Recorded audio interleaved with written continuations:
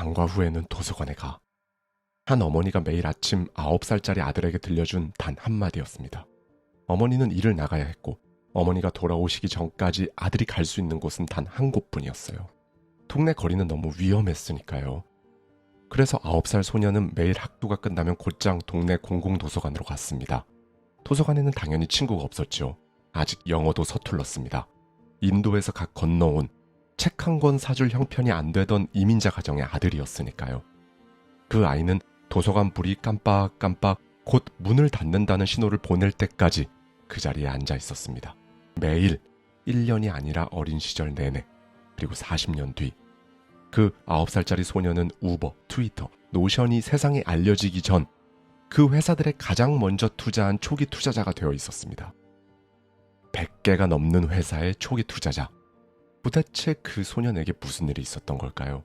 도서관에서 그 아이가 매일 했던 단 한 가지가 무엇이었길래?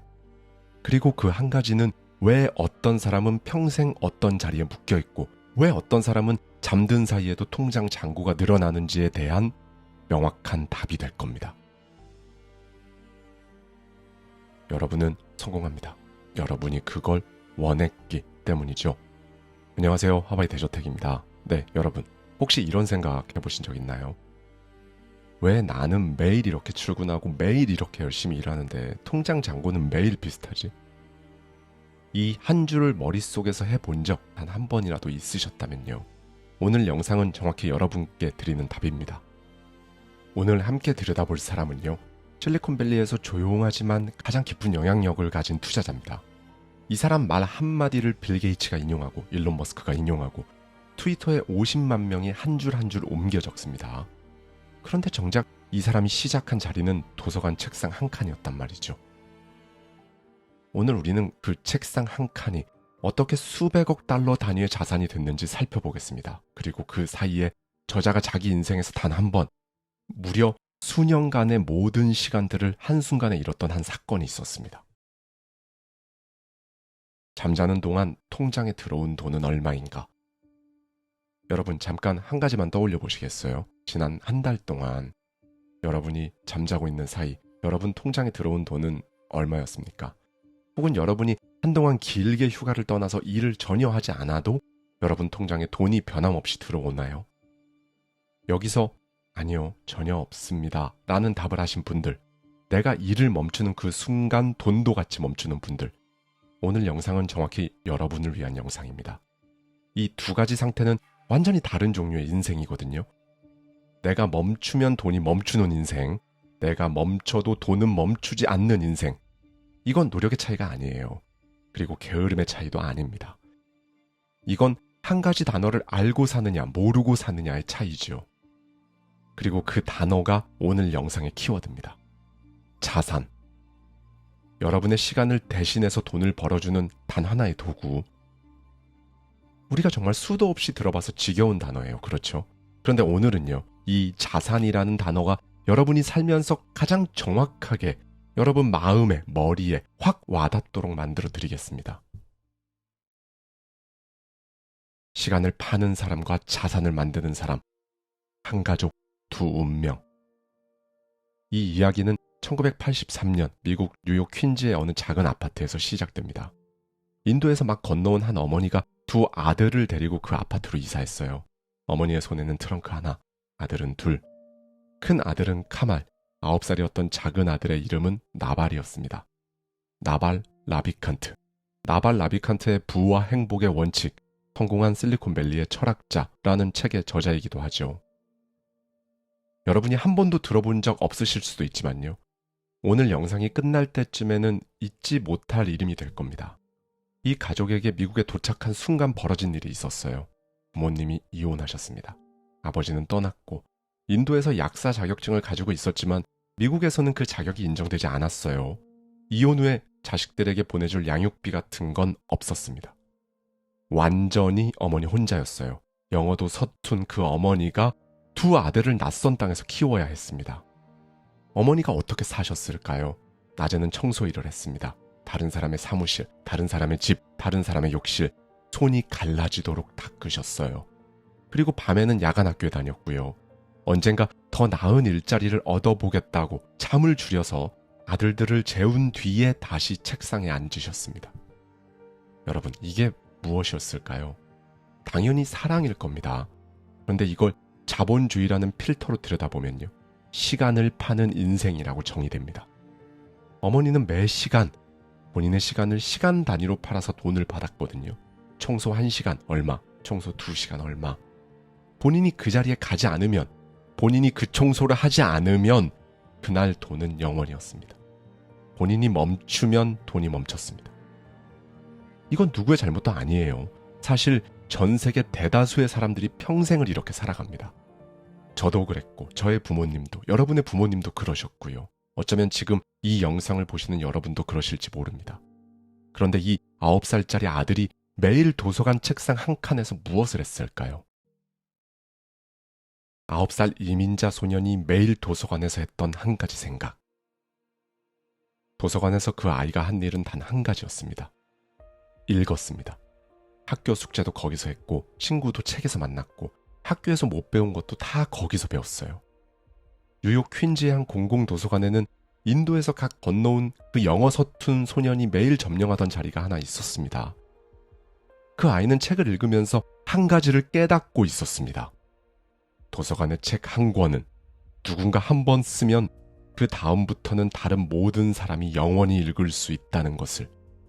저자는 한 번 글을 썼는데 그 글이 100명에게도, 10,000명에게도, 1억 명에게도 도달할 수 있다는 것을 말이죠. 저자가 잠자고 있는 사이에도 그 책은 다른 도시에, 다른 나라의 도서관에서 누군가에게 읽히고 있다는 것을 말입니다. 이 9살짜리 아이가 한 가지 단어를 머릿속에서 발견했어요. 복제. 한 번 만들어 두면 내가 자고 있어도, 휴가를 떠나도, 심지어 내가 죽은 뒤에도 계속 일하는 그 무엇. 그 아이의 어머니는 지금도 매 시간 본인의 시간을 팔아서 돈을 벌고 있었습니다. 그 아이는 어머니가 평생 가지지 못한 그 한 가지를 도서관에서 찾고 있었습니다. 그 아이는 결국 미국 최고의 과학 고등학교 중 하나인 스타입선트에 합격했습니다. 그 다음에는 아이비리그의 다트머스에 들어갔고요. 전공은 컴퓨터과학과 경제학. 이 두 개의 전공이에요. 이 아이가 9살 때 도서관에서 발견한 그 한 가지 단어, 복제를 가장 잘 구현할 수 있는 두 가지 도구였기 때문입니다. 코드, 그리고 자본. 부의 4가지 레버리지, 30년 전 워렌 버핏이 못 가졌던 것. 여러분, 이 사람이 평생 정리한 것이 하나 있습니다. 부자가 되는 방법에는 정확히 4가지 길밖에 없다는 거예요. 이 4가지를요, 제가 가장 심플하게 딱 정리해 드리겠습니다. 레버리지, 지렛대라는 뜻이죠. 여러분의 시간 1시간을 10시간, 100시간, 1만 시간으로 늘려주는 도구. 이게 단 4가지가 있습니다. 첫째, 노동. 다른 사람의 시간을 사는 겁니다. 직원을 고용해서 그 사람들의 시간이 내 사업을 돌리게 하는 거죠. 이게 가장 오래된 형태지만 사실 가장 힘든 형태입니다. 사람은 관리를 해야 하고, 사람은 월급을 줘야 하고, 사람은 떠나니까요. 그리고 대부분의 회사 오너들이 이 레버리지 하나로 평생을 삽니다. 둘째, 자본. 돈이 돈을 버는 겁니다. 워렌 버핏이 평생 한 일이 바로 이거죠. 그런데 자본에는 한 가지 문제가 있습니다. 시작할 때 돈이 있어야 한다는 것. 여러분이 오늘 가진 자본이 0원이라면 이 길은 시작 자체가 불가능합니다. 그렇죠? 그래서 오늘의 주인공이 인류가 새로 발견한 2가지를 더 정리했어요. 이 2가지는 워렌 버핏이 평생을 살아온 시대에는 존재하지 않았던 겁니다. 셋째, 코드. 한번 짜두면 그 코드는 잠자는 동안에도 작동합니다. 스마트폰의 앱 하나는 그 앱을 만든 사람이 자고 있는 새벽에도, 휴가를 떠난 일주일 동안에도 전 세계 수억 명의 사람들로부터 수익을 거두고 있으니까요. 기존 노동으로는 절대 불가능한 규모입니다. 넷째, 콘텐츠. 영상, 글, 음악, 책. 한번 만들어서 인터넷에 올려두면 그 콘텐츠는 만든 사람이 잠자고 있어도, 죽은 뒤에도 계속 누군가에게 도달합니다. 여러분, 이 4가지 중에 여러분이 가진 레버리지는 지금 몇 가지인가요? 만약 단 하나도 없다면요, 그건 게을러서 그런 게 아닙니다. 그건 능력이 없는 것도 아니에요. 여러분이 그냥 다른 시스템에 살고 있을 뿐이죠. 시간을 파는 시스템 안에 머물러 계신 겁니다. 그리고 이 네 가지 중에 적어도 하나를 가지지 않으면요. 여러분도 그 9살짜리 아들의 어머니처럼 여러분이 멈추는 그 순간 돈도 멈춥니다. 1999년 정산표의 0달러. 그날 그가 다시 떠올린 어머니. 여러분, 그런데 이 9살짜리 아이가 4가지 레버리지를 깨닫기까지에는요. 한 번의 결정적인 사건이 있었습니다. 1999년 그 아이는 이제 25살이 됐습니다. 다트머스를 나오고 실리콘밸리로 갔어요. 그리고 친구 한 명과 함께 작은 회사를 창업했습니다. 회사의 이름은 에피니언스. 소비자들이 자기가 산 물건의 후기를 자유롭게 올리는 그런 사이트였는데요. 지금으로 치면 네이버 쇼핑 후기 또는 아마존 리뷰 같은 거죠. 그 청년은 수년 동안 거기에 매달렸습니다. 새벽 2시까지 코드를 짰고 주말을 잊었고 청춘을 그 회사에 갈아 넣었습니다. 그리고 2004년 10월 그 회사가 다른 회사와 합쳐져서 상장이 됐어요. 상장 첫날 회사의 가치는 7억 5천만 달러, 우리 돈으로 1조 원에 가까웠습니다. 이제 그 청년은 백만장자가 됐을까요? 아니요. 정산표를 받았는데 투자한 벤처 캐피탈은 약 600억 원, 함께 창업한 동업자들 약 200억 원, 그리고 그 나발라 비칸트, 영원이었습니다.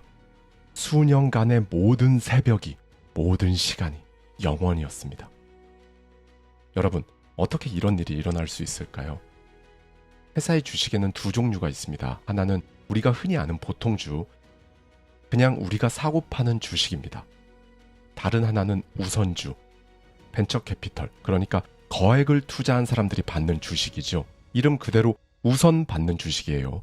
회사가 팔리거나 상장될 때 우선주가 먼저 정산되고 보통주는 그 다음입니다. 그런데 이게 단순히 순서 문제만이 아닙니다. 저자가 스스로를 갈아 넣은 그 회사가 어려워졌을 때가 있었거든요. 이때 투자자들은 한 가지 결정을 내렸어요. 워시아웃. 기존 보통주의 가치를 거의 0에 가깝게 만들고 새로운 주식을 발행하는 작업이었습니다. 그 결정이 통과되는 순간 그가 몇 년 동안 쌓아온 자신의 지분은 종이가 됐습니다. 수년간의 새벽이 한순간의 종이. 그가 그 사실을 안 건 정산서를 받은 그날이었어요. 그는 후에 한 인터뷰에서 이때를 이렇게 회고합니다. 트럭에 치인 것 같았습니다. 심지어 그 트럭을 운전한 건 평생 알고 지낸 저의 친구였죠. 청년은 일주일 동안 침대에서 못 일어났습니다. 먹지도 못했고 잠도 못 잤습니다. 여기서 그 청년의 머릿속에 한 사람이 떠올랐어요. 뉴욕 퀸즈의 어머니였습니다. 낮에는 청소를 하시고 밤에는 야간 학교를 다니시던 어머니. 평생 본인의 시간을 1시간씩 잘라서 팔아오신 그 어머니. 본인이 멈추면 돈이 멈췄던 그 어머니. 청년은 그 순간 무서운 사실을 한 가지 깨달았습니다. 나도 결국 어머니와 똑같았다. 회사를 차렸지만 자기 주식을 제대로 가지지 못한 채로 일했다는 건 결국 매일 본인의 시간을 회사에 팔고 있었다는 뜻이었죠. 자기는 자산을 만들고 있다고 생각했지만 실제로는 어머니처럼 시간을 팔고 있었던 겁니다. 그리고 일주일이 지난 어느 새벽 그가 노트를 펼쳐서 단 한 문장을 적었습니다. 다시는 내 시간을 팔지 않겠다. 이 한 문장이 25년 뒤 100개의 회사를 발견해낸 그 투자가의 가장 첫 번째 문장이었습니다. 네, 저자는 그 한 문장을 적은 다음 회사를 상대로 소송을 걸었습니다. 그리고 1년 뒤에 합의금을 받아냈어요. 그 돈으로 다시는 누구에게도 본인의 시간을 팔지 않을 시스템을 만들기 시작했습니다. 이름하여 엔젤리스트. 세상의 모든 작은 창업자, 세상의 모든 작은 투자자가 한 곳에 모이는 플랫폼이었어요.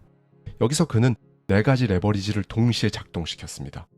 코드로 한번 만들어둔 이 플랫폼은 그가 잠자는 동안에도 24시간 작동했습니다.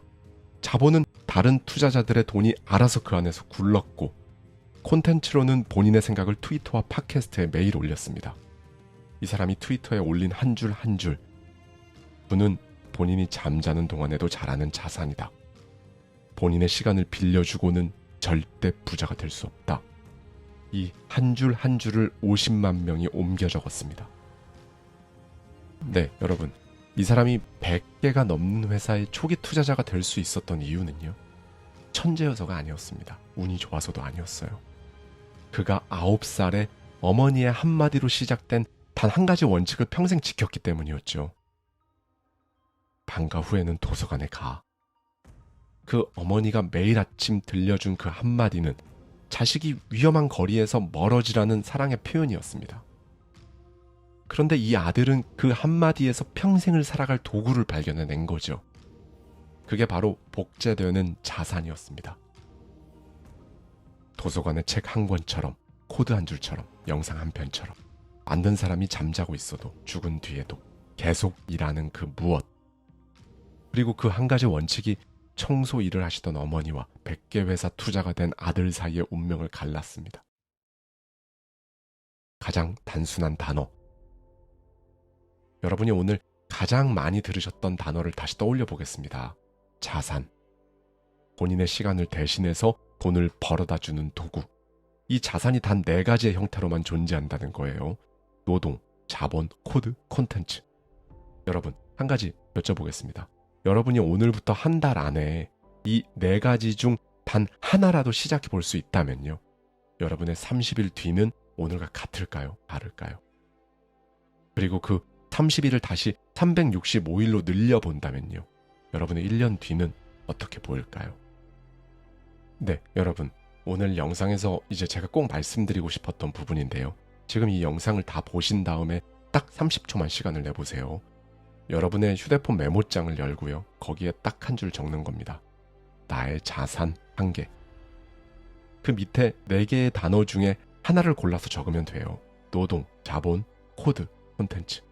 지금 여러분 인생에서 가장 시작해 볼 만한 것 하나, 가장 부담 없이 첫발 뗄 수 있는 것 하나. 그게 코드라면요. 오늘 밤 무료로 챗 GPT에게 코딩시키는 유튜브 영상을 검색해 보세요. 그게 콘텐츠라면 오늘 밤 빈 메모장에 그냥 글 한 줄 적어 보십시오. 그게 자본이라면 다음 달 월급에서 단 10만 원 자동 이체를 한번 걸어 보십시오. 그게 노동이라면 여러분 사업의 첫 번째 직원을 한 명 머릿속에 그려보세요. 그 어느 것이라도 그 한 단어를 메모장에 적는 순간 여러분은 1983년 뉴욕 퀸즈의 그 9살짜리 소년이 도서관 책상 한 칸에서 시작한 그 길로 단 한 걸음 들어오시는 겁니다. 네, 여러분.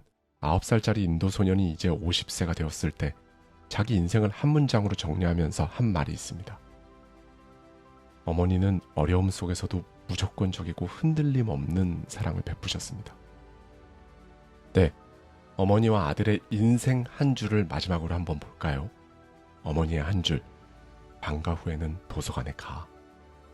그 아들의 한 줄, 다시는 내 시간을 팔지 않겠다.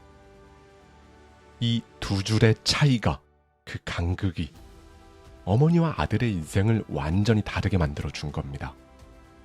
그리고 오늘 밤 여러분이 메모장에 한 줄 적으시는 그 순간 여러분도 여러분 인생의 그 한 줄을 여러분 손으로 적으시는 겁니다. 그리고 1년 뒤, 5년 뒤 여러분이 누군가의 시간을 사는 사람이 될지 누군가에게 시간을 파는 사람이 될지는 오늘 밤 그 한 단어에서 시작될 겁니다. 여러분은 성공합니다. 여러분이 그걸 원했기 때문이죠. 안녕하세요. 하와이 대저택입니다. 네, 여러분. 혹시 지금 이 순간 여러분이 무심코 하고 있는 그 작은 행동 하나가 미래의 삶에 거대한 파장을 불러올 수 있는지 생각해 보신 적 있으신가요? 오늘 이 영상 끝까지 다 보고 나시면요. 아마 여러분은 지금까지 해왔던 모든 사소한 그 행동들이 결코 헛되지 않았다는 것, 그간 잘 헤쳐나오고 있었구나라는 걸 아시게 될 거예요. 바로 브라이언 클라스의 어떤 일은 그냥 벌어진다. 이 책에 담겨있는 인사이트를 가져와서요. 왜 사소한 행동 하나하나가 정말 중요한지 낱낱이 파헤쳐 말씀드려 보겠습니다. 2022년 여름 그리스의 어느 평화로운 해변에서 비극적인 사건이 벌어졌습니다. 북마케도니아에서 온 한 여행객 이반이 해변에서 수영을 하다가 갑작스러운 조류에 휩쓸려 실종된 거죠. 당연히 친구들은 서둘러 구조 요원들에게 알렸고 구조 요원들은 해안선을 따라 수색을 이어갔습니다. 하지만 밤이 되도록 그를 찾지 못했다고 해요.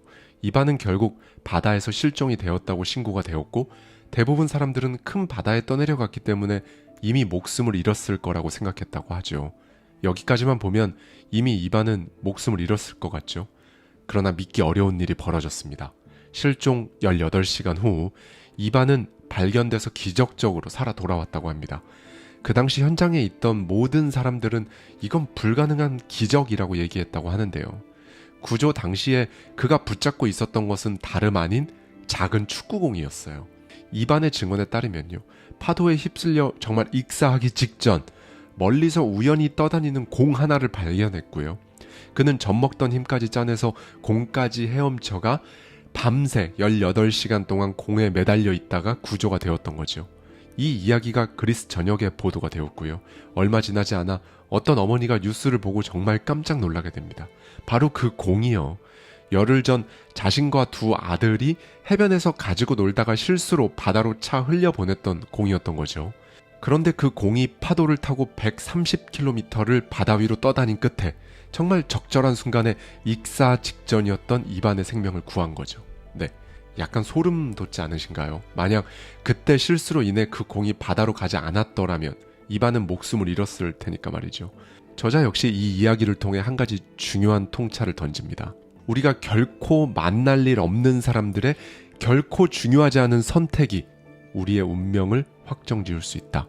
여러분이 누군가의 삶에 영향을 미치듯이요, 여러분 자신의 미래도 지금의 사소한 행동들로 결정되고 있다는 말이기도 합니다.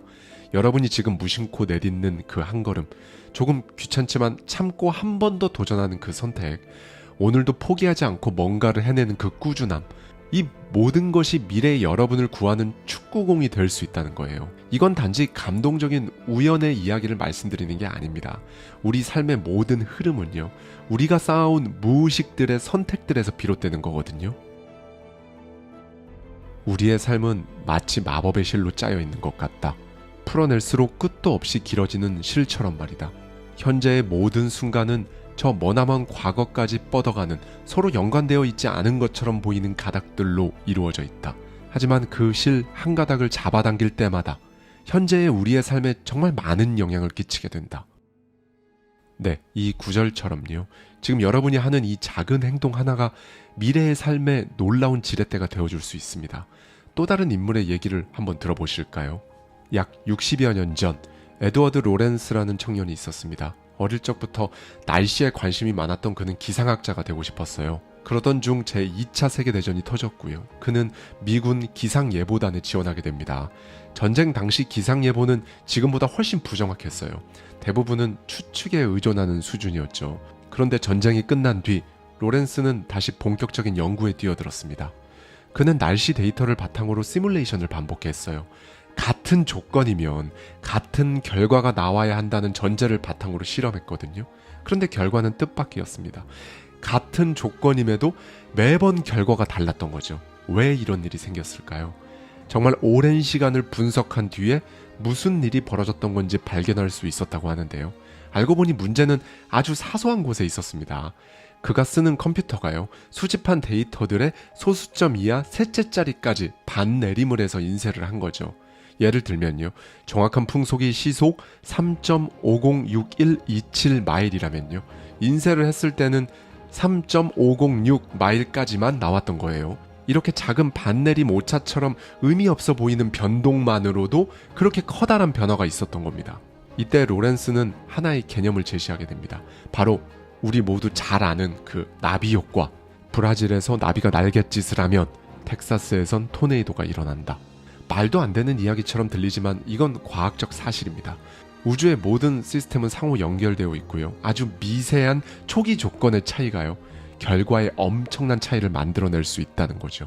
즉, 지금 우리가 생각 없이 하는 아주 작은 습관 하나가요, 우리 미래를 통째로 바꿀 수 있다는 거예요. 결국 우리가 세상을 이해하는 방식, 이거에 대해 다시 한번 생각해 봐야 한다고 저자는 강조하는데요.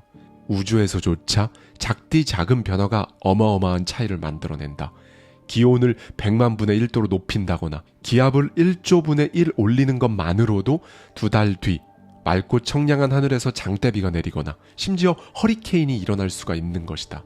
네, 여러분, 그동안 여러분이 살아가는 하루 속에서요, 그 사소한 것들, 이거 크게 신경 쓰지 않으면서 지내오진 않으셨나요? 혹시나 그랬다면 오늘부터라도요, 그 작은 변화들이 이렇게 엄청난 차이를 만들어낼 수 있다는 것, 이것 자체를 일단 인식하셨으면 좋겠습니다. 우리가 시간과 공간을 넘어 서로에게 뗄래야 뗄 수 없게 연결되어 있음을 깨닫게 된다. 이처럼 얽히고 설킨 세상에서는 우리가 하는 모든 것이 중요하다. 우리가 일으키는 잔물결은 다른 사람들의 삶에 폭풍우를 일으키거나 그 삶을 잠잠하게 가라앉힐 수 있다. 네, 여러분. 그렇기 때문에 저는 하나를 바꾸면 열을 바꿀 수 있다고 생각해요. 이건 정말입니다. 오늘 하루하루 작은 사소한 행동들이 쌓이고 쌓여서 원하는 삶으로 데려다 주는 거기 때문이죠. 그런데 지금까지 얘기를 쭉 들으시면서 이런 생각 드시는 분 계실 거예요. 사소한 행동 하나하나가 중요하다는 건 알겠는데요. 그런데 당장 하루하루 버티는 것 자체가 너무 힘들어요. 네, 맞습니다. 현실이 너무 팍팍하면요, 좋은 말이 들어와도 희망적인 이야기조차 마음에 안 들어올 때가 있죠. 우리는 그렇게 현실 앞에서 점점 더 살기 위한 정보에만 반응하게 됩니다. 하지만 이럴 때일수록 꼭 드리고 싶은 얘기가 있는데요. 여러분, 만약에 세상에 두 종류의 동물만 있다고 생각해 보세요. 하나는 진실의 동물이고요, 다른 하나는 단축의 동물입니다. 진실의 동물은 세상의 모든 정보를 있는 그대로 다 받아들일 수 있어요. 모든 자극, 모든 디테일, 모든 표정, 모든 숫자, 심지어 모든 감정까지도 다 동시에 인지할 수 있는 존재입니다. 한마디로 모든 게 다 보이는 존재인 거죠. 반면에 단축의 동물은 이런 세부적인 부분은 전혀 볼 수 없지만 자신에게 가장 유용한 것만 지각하고 처리할 수 있습니다. 그래서 대부분의 것들은 무시당하거나 인지가 안 되는 거죠. 그 결과 단축의 동물은 현실의 대부분을 감지하지 못하는 겁니다. 자, 여기까지 들었을 때 여러분은 어떤 동물이면 좋겠다는 생각이 드시나요? 막 모든 정보를 안 까먹고 다 기억할 수 있는 진실의 동물이 되고 싶다는 생각이 혹시 드실까요? 그런데 정말 신기한 게요, 이 단축의 동물이 생존의 세계에서는 언제나 승리한다고 합니다. 그리고 제가, 여러분이 바로 그 단축의 동물이에요. 우리는 불필요한 부분은 모두 삭제하고 단순화된 형태로 현실을 지각하도록 진화한 생물종인 겁니다. 사실 우리가 인지하고 처리하는 그 정보조차도요, 대부분은 자동적으로 무시가 되거든요. 뇌가 알아서 걸러내는 거죠. 세상을 살아가다 보면 정보가 폭발적으로 급증할 때가 있다. 우리는 모든 것에 주의를 기울일 수 없다. 그랬다간 아마 우리의 뇌는 과부하가 되어 정말로 중요한 것을 보지도 못할 것이다. 네, 즉 우리는 살아남기 위해 불필요한 세부 정보를 버리는 겁니다. 우리 뇌는요, 하루에 수십억 개의 정보를 받아들이거든요. 그런데 이 중에 단 몇 %만 의식적으로 기억되고요, 대부분은 무의식 속으로 빠져버리는 거예요. 물론 이렇게 말씀드리면 크게 와닿지 않으실 수 있어요. 그렇다고 얘기는 듣긴 했는데 진짜로 우리 뇌가 알아서 뭘 걸러내고 있는 건지는 잘 모르겠는데요. 네, 한번 예를 들어볼까요? 여러분, 그동안 살아오면서 10,000원권을 정말 수백 번, 아니 수천 번 정도 보셨을 거예요. 그런데 지금 순전히 기억에만 의지해서 가능한 한 정확히 그려보라고 하면 정확히 그릴 수 있으실 것 같으신가요? 잘 안 될 겁니다. 왜냐하면 뇌가 스스로 판단해서 불필요하다고 여긴 정보는 다 지워버려서 그래요. 네, 우리 뇌는 이렇게 자동적으로 대부분 정보는 무의식 뒤편으로 보내버리고 그저 작고 유용한 조각만 지각하고 간직하는 겁니다. 우리는 지금도 그렇게 살고 있어요. 애쓰지 않아도 우리 뇌가 알아서 대부분 버립니다. 여기에 더해 우리의 뇌는 이야기를 꾸며내기 위해 설계되었다고 저자는 강조하는데요. 이게 무슨 말이냐?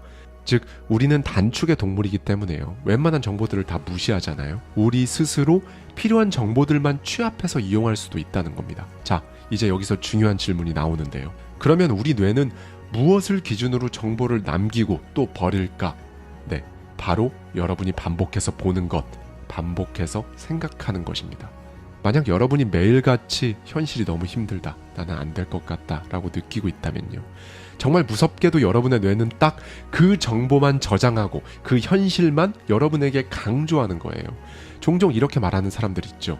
현실이 어려운 건 당연한 거고 지금까지 얘기한 건 그냥 이상적인 거지. 하지만 그 사람이 말하는 그 현실이라는 것도요, 사실은 그 사람이 계속 반복해서 선택하고 강조한 정보의 결과일 수 있다는 거죠. 이게 무서운 이유는요, 우리 뇌는 좋은 걸 보여주는 게 아니라요. 지금 당장 익숙한 것만 보여주기 때문입니다. 결국 계속 똑같은 걸 생각하면 똑같은 것만 보게 되고 똑같은 감정을 느끼고 똑같은 행동을 하게 됩니다.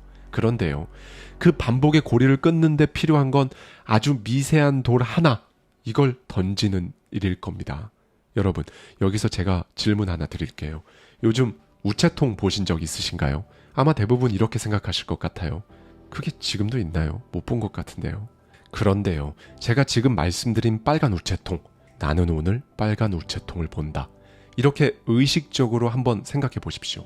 그리고 오늘 하루를 마치고 나서요, 실제로 우체통을 보셨는지 한번 댓글로 남겨주시면 좋을 것 같습니다. 오늘 하루 정리를 할 때 스스로 조금 놀라실 수 있어요. 우체통이 공중전화처럼 다 없어졌다고 생각했는데 생각보다 보이네? 라고 말씀하실 거예요. 조금 전 제가 우리 뇌는 좋은 걸 보여주는 게 아니라 지금 당장 익숙한 것만 보여준다고 말씀을 드렸었죠. 우체통, 이 키워드 하나만 머릿속에 의식적으로 떠올렸을 뿐인데 그간 없어졌다고 생각했던 우체통이 여러분 눈에 들어오는 일이 생길 거예요. 조금 전 말씀드린 것처럼 우리 뇌는요, 좋은 걸 보여주는 게 아니라 익숙한 것만 보여줍니다. 그런데 오늘 하루 여러분이 우체통에 대한 생각을 하고 계시잖아요. 그간 당연히 없다고 생각했던 우체통이 딱 여러분 눈앞에 보이게 될 겁니다. 이거는요, 지금 제가 우체통에 대한 얘기만 하는 게 아니에요. 여러분이 지금 부정적인 것만 생각하고 계시다면요, 그 부정적인 현실만 여러분 눈앞에 펼쳐질 거고요. 자신이 원하는 삶을 위해 오늘을 살아가고 그걸 생각하는 여러분께는 그런 현실만 여러분 뇌가 여러분에게 보여줄 거예요. 네, 그래서요, 긍정적인 것들을 의식적으로 계속 매일 생각하는 사람들한테는요, 소위 말하는 운, 기회, 이게 포착되는 겁니다. 오늘 영상은요, 저자의 생각으로 마무리하겠습니다. 모든 나비는 역사를 통해 형성되고 이들의 생명은 오래전에 죽은 조상들이 축적한 결정들에 의해 특정한 시간과 장소에 만들어진 번데기로부터 태어난다. 우리처럼 이들도 이 생명을 가지고 알 수 없는 잔물결 효과를 만들어내는 것이다. 이들은 허리케인을 야기하거나 혹은 한 아이에게 아름다움과 경이로움으로 가득 찬 심오한 순간을 제공한다.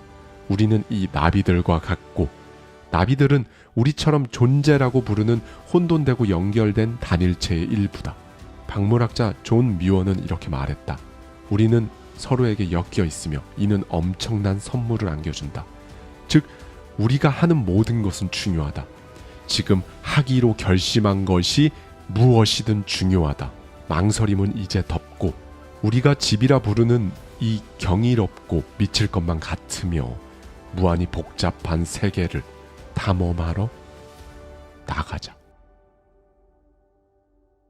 감사합니다. 지금까지 대저택 라디오, 저는 하와이 대저택이었습니다.